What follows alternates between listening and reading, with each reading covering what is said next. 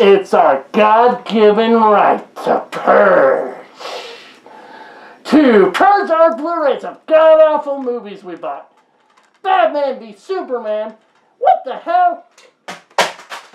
Ghostbusters reboot. Yeah!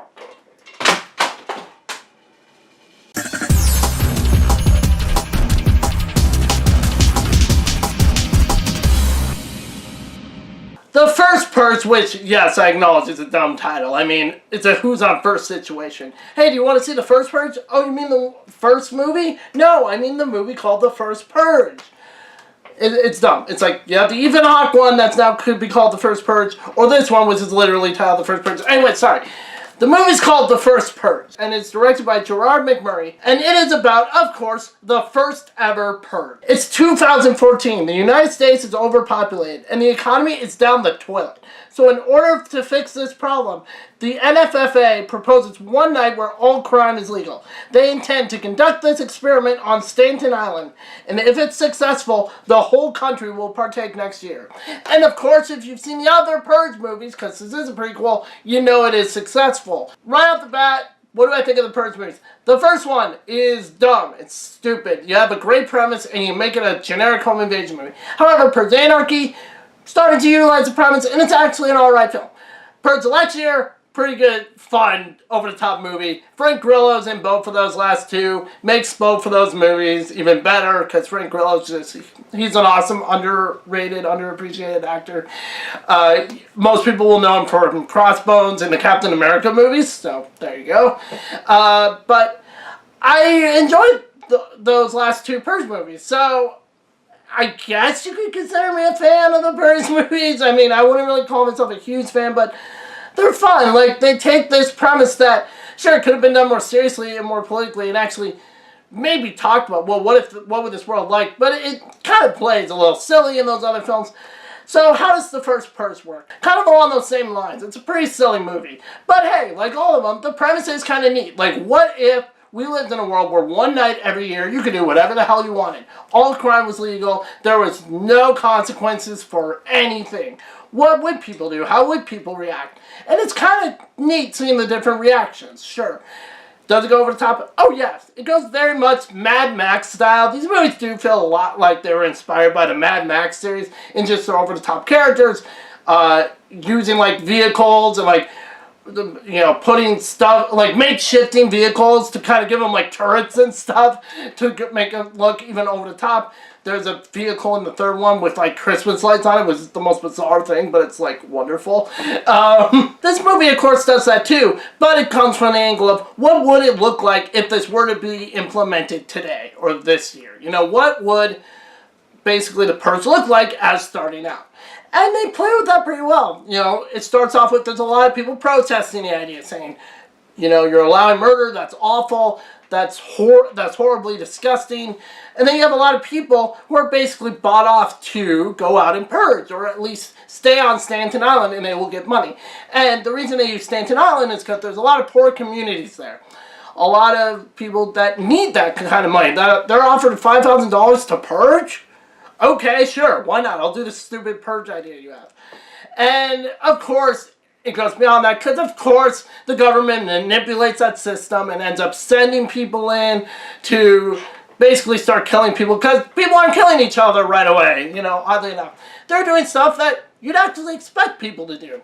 Like, oh, I can do whatever I want. Let's throw a raver party. Let's throw an insane party where you do drugs and drink and can run around the street naked if you want. Like, yeah, that's what some people would do. That's what a lot of people would probably do if you proposed that first. They would not easily think, oh, I'm going to go kill that person I don't like. No, that wouldn't be the first inclination for most people. And this movie does show that, and they play that off pretty well, actually. So in that movie, it felt kind of realistic. Yeah, this movie's still over the top. Oh, yes, it has some very over-the-top characters. Like Skeletor, yeah, it's a character named Skeletor, which was awesome.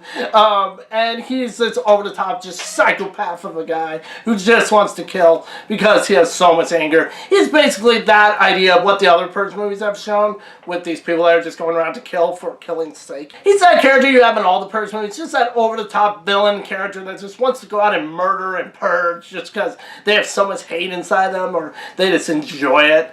it's a night basically for psychopaths, really, to do whatever they want and get away with it.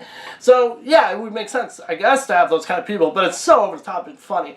And, yeah, they utilized that character pretty well, actually. I gotta say, the characters in this movie were overall likable. There was no real dumb person, except one kid you could argue is kind of dumb, but I didn't really have too much of a problem with this kid. That being said, he does make some choices where you're like, really, dude, why are you doing this? This isn't worth it. But whatever. It needs to happen for the movie to happen, I suppose you could argue. So I try to let that slide a little bit, but it all depends on the decision. I don't want to get too into depth on that, because it's supposed to be a spoiler-free review, of course. This movie has this kind of neat idea in it that was cool at first, but kind of comes off later like a haunted house ride, and it's that you get these contact lenses. If you decide to go out and purge, you put the contact lenses in, and they watch what you're doing, basically, through your own eyes.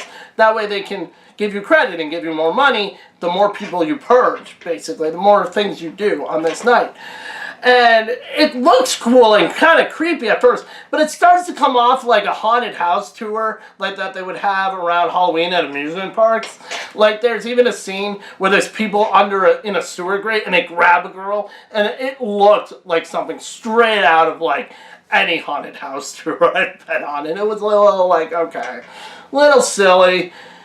It went a little bit too far in that aspect, but it was creepy enough, and yeah, it was fine, I thought, but it did go a little too far there. And without spoiling what the ending is a kind of nice homage to Die Hard, of all things.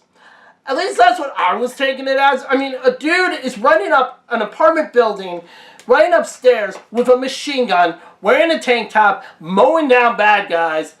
Yeah, that's very similar imagery to Die Hard. I feel like it was a loving homage in a way, which that was cool, actually. Hey, we're getting the Die Hard homage in a week with Skyscraper, so there we go. I guess this is the summer of Die Hard homages.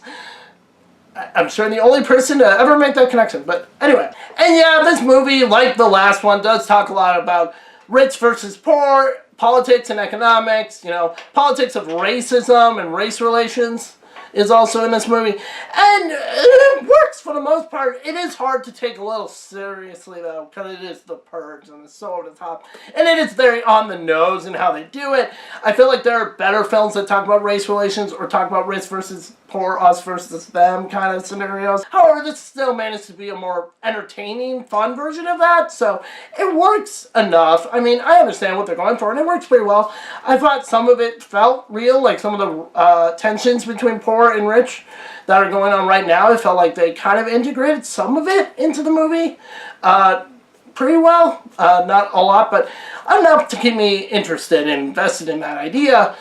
Overall, this movie is pretty fun. It's like the last one, Election Year. I enjoyed quite a bit. It's between this and Election Year was one I liked the most, so that's an achievement. I actually quite enjoyed this film. I thought it was a fun time. It's what you expect out of a Purge movie. Silly over-the-top deaths, silly over-the-top characters, but trying to have a political bent with it too.